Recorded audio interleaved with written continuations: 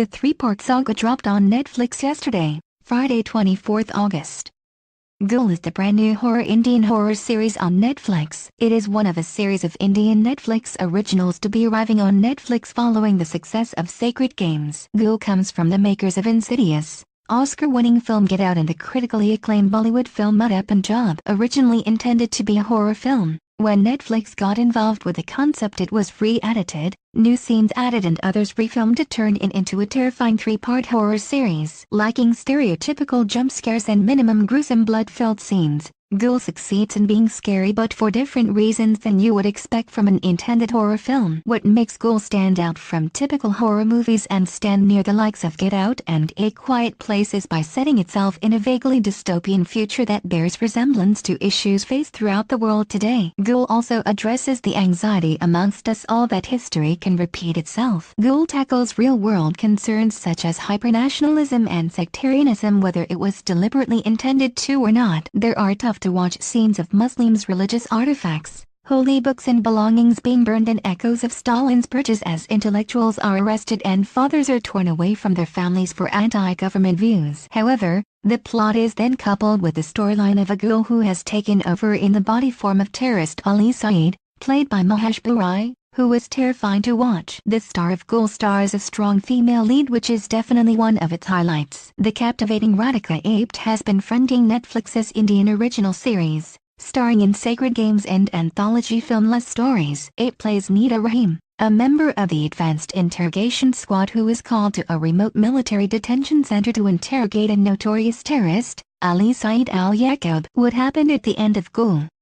The first episode, titled Out of the Smokeless Fire, starts off with scary scenes of a malnourished man in a terrorist safe house covered in blood with the symbol and word Ghoul carved into him. However, episode 1 then diverts from the gruesome scenes into the backstory, which is hugely interesting and is probably best set as a series in itself. Viewers find out the story of Nida and her father, a professor at a local university who encourages his pupils to question the state and challenge authority. Nida later turns him into the authorities, calling him an anti-nationalist and terrorist. There are also scenes of the authorities arresting people and burning so-called seditious literature and belongings. This spine-tingling phrase said by Nida, "The force only takes people who are in need of reconditioning," is the scariest part of episode 1. It was not so long ago there was a fascist state and communist state with similar mentalities. There is minimum jump scares from the start and scenes are dragged out with little dialogue to make it a slightly intensive viewing. Who plays Nida in Ghoul?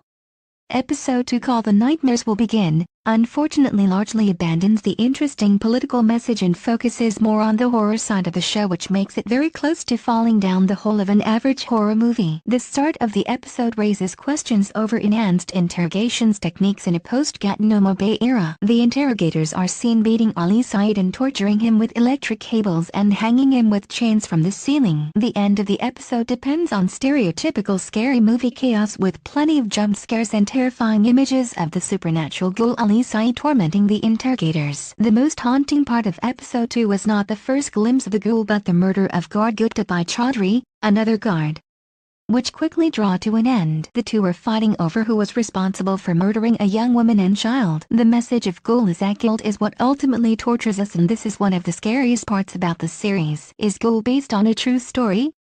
The final episode, Reveal Their Guilt, Eat Their Flesh, refers to pre-Islamic Arabian religious folklore. The ghoul is a demonic phantom or an evil spirit that blends in with humans and in Arabic folklore is associated with consuming human flesh. If that isn't spooky enough, episode 3 is the most jump-scary and bloody of the 3 episodes. Nina realizes that the prisoners are all murdered in the detention center.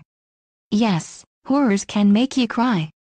Episode 3 is even upsetting. The piles of glasses of the dead, the bullet holes in the wall and the cremation furnaces hauntingly resemble the concentration camps of Nazi Germany, which is hard-hitting for viewers to watch. The final episode is full of dark twists and turns, finally grasping the viewer's undivided attention and ends on a huge cliffhanger.